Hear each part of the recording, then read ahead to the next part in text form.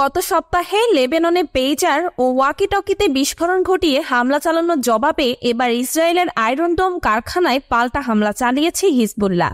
Israeli যুদ্ধাস্ত্র তৈরির প্রতিষ্ঠান rifle কোম্পানির কার্যালয়ে লেবাননের সশস্ত্র সংগঠন হিজবুল্লাহ এই ক্ষেপণাস্ত্র হামলা চালিয়েছে। কাতার ভিত্তিক সংবাদ মাধ্যম আল জাজিরার এক প্রতিবেদন থেকে জানা গেছে, এই প্রতিষ্ঠানটি ইসরায়েলি আয়রন ডোম আকাশ হামলা প্রতিরক্ষা ব্যবস্থা নির্মাতা হিসেবে পরিচিত।